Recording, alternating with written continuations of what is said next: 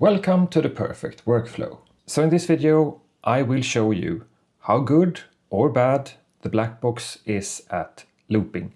And it's not really what I expected. So this is my first video in this little mini-series, and I am on a mission to finding the best looper for electronic music production. I have already tested a few, and I have my clear favorite, and of course it's Loopy Pro. No other hardware that can do looping that I've tried comes even close to Loopy Pro yet. But I have not given up. I think maybe there is a unit that can compete or even do it better. That's what I'm here to find out. One unit that I had really high thoughts of is the one you're seeing right here, the 1010 Music Blackbox. Although it's not black. This is black, this is grey. I've heard so many good things about this, and I've been waiting to try this for so long time. And my first impressions is that it's a very sturdy device with good build quality, very good screen, and the buttons feels good. The form factor is very inviting, and that it's awesome for sample playback and time stretching duties. Just as I expected.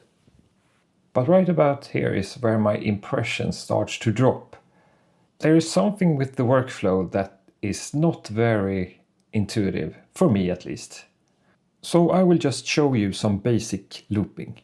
To record some loops, I have paired this up with the Electron Digitone, and this is also the host, so I can start and stop playback from the Digitone. Okay, so let's try to record some drums and see how the Blackbox handle this.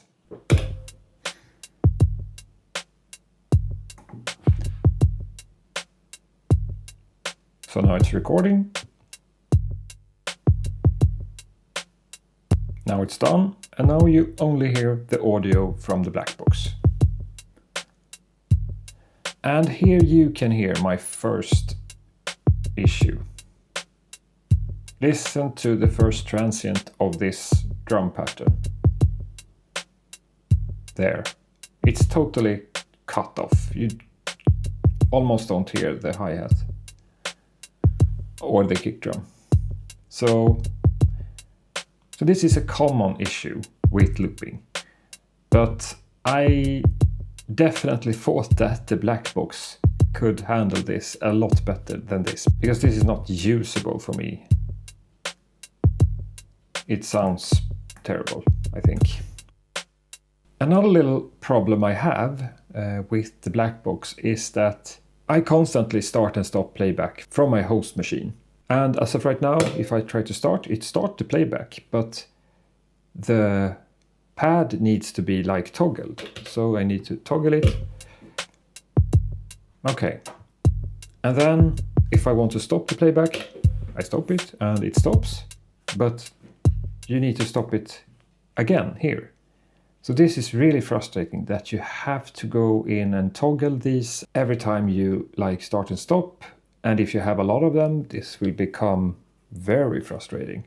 I don't know if there is a way around this. I have tried different things, but nothing seems to work. Okay, let's try to record some synth parts. And this is particularly tricky because in this pattern we have this last note that is overlapping from the last bar to the first bar. So this will be a bit harder for a looper to get correct. So let's just go in here, and it's set to 4 bars, so it's okay. We can start here and wait for it to get to the 4th bar.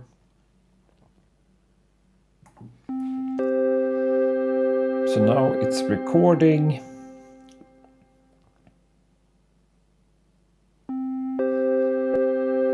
Now it's done. Now you hear the Blackbox, and let's listen what happens. There is a clear click when it goes over to the first part. And also this is what you don't want with loopers. I definitely thought that the Blackbox could handle this. There is also some kind of a wobble here that I don't really understand. As you can hear, that was not in the original sound. I think maybe if you start this on the Blackbox itself, it won't wobble. So it's something with the MIDI clock. It's not wobbling now, but you still hear the clear click at the end of the loop. So for me, not really usable. But maybe I'm doing something wrong here. Maybe I need to tweak something on the Blackbox. I don't know. I have tried different things, but nothing really worked. So I'm gonna bring in my looper of choice and we can compare how the same part sounds in Loopy Pro.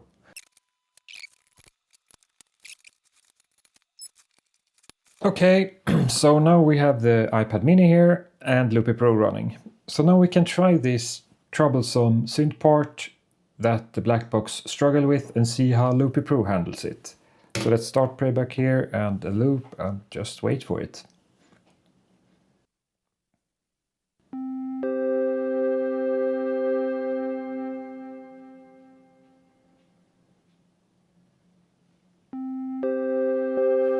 Now we can mute the input and let's listen now.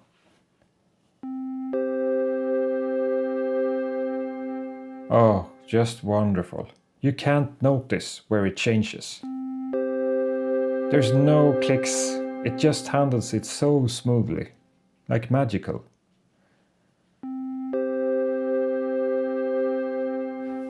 I mean, compare this to this.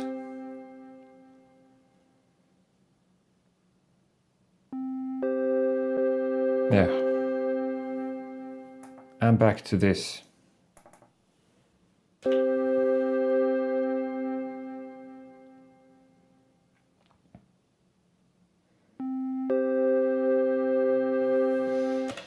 So this is what I have gotten used to, that the loops just sounds like the track did in its original form. And if you've gotten used to this, there is really no going back to this, because clicks and pops are so annoying in music. Okay, so let's try the drum part that had issues with the transient at the first kick.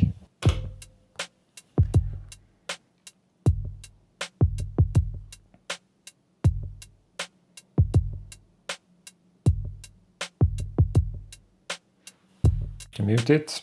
Now listen.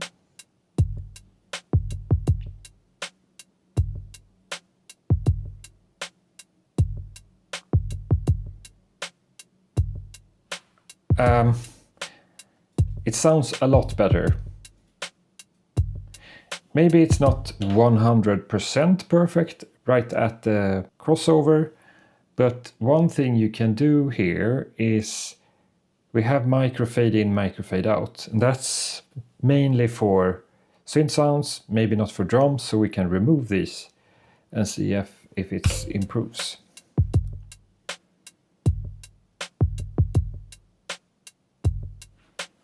Not much difference, but compared to how this sounded, this is a lot better.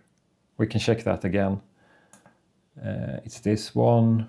Remove this one. I think we maybe need to go down to 80. So listen to this.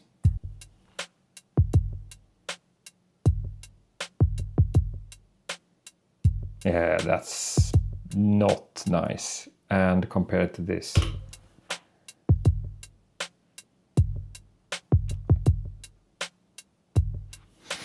I don't know what to say. Let's try some more musical stuff on like many things happening at once.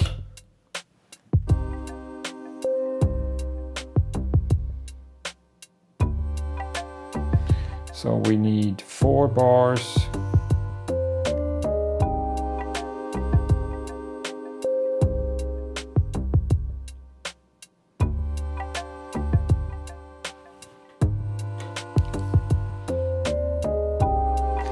Now I can mute it and listen, maybe solo this and listen how it sounds.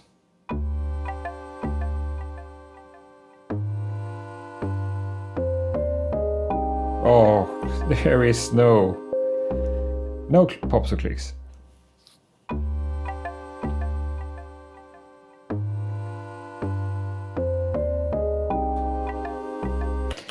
Let's try that same part on the Blackbox.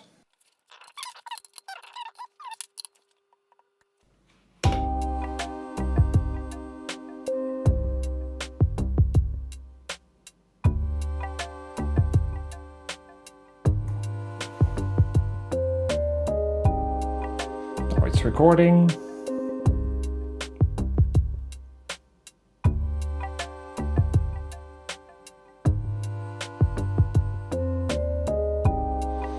Okay, so we can go in and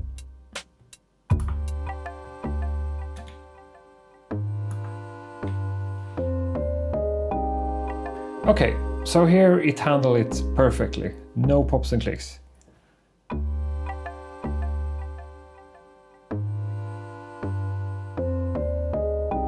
Yeah, that you can't hear anything there, so it was very good. As good as the Loopy Pro.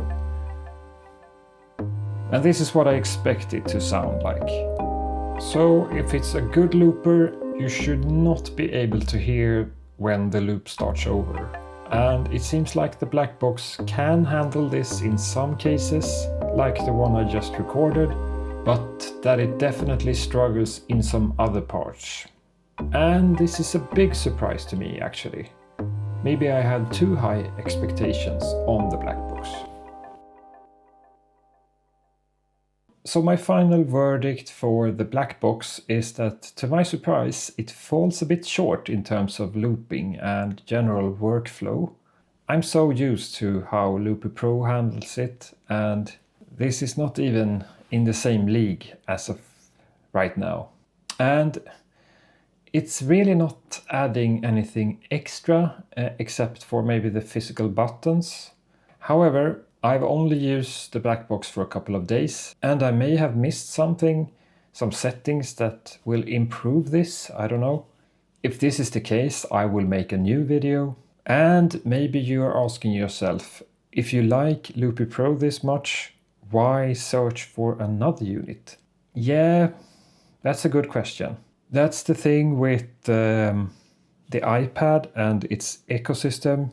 You can't really be sure that this will just continue to be this good because, I mean, all of a sudden Apple maybe decides to make an update to the way it handles audio units, plugins in the iPad OS, and this can change everything. Maybe it's not as good as it is now. So it's a bit of an uncertain future for everything in the iPad. Although I really love how it is right now, so for me it can stay this way. And maybe it's also about the hunt for a physical device where you have buttons, and a dedicated unit is always nice to have. If someone makes a hardware unit running Loopy Pro, I will buy it, because that's the ultimate looping device. But this is very good because you can have what iPad you want and what size you want. This is the iPad mini, and it's so handy to have here. And I mean, look at this. You have one USB cable from the iPad to the Digitone that handles both MIDI and audio. It's so convenient. But I will continue to try looping on the Blackbox because the experience I showed you today is not what I have seen other people have. I'm probably doing something wrong. I don't know. If I am, tell me, please. But I have jumped around in all these settings, and I actually haven't found anything useful. Maybe you can do something with the ADSR, or maybe some microfade-ins or stuff, but I haven't found anything that works. And I have paired it up with other units as well, the Deluge, the OPXY, and I got similar results. So yeah. So that's all I had. A little bit of a negative video, I guess, but that's how it is. Sometimes you buy stuff that you have high expectations of, and then they turn out to not be what you expected. And you have to show that as well, I guess. And the hunt for the best hardware looper will continue. I hope that you learned something from this and that I will see you in the next one. Bye!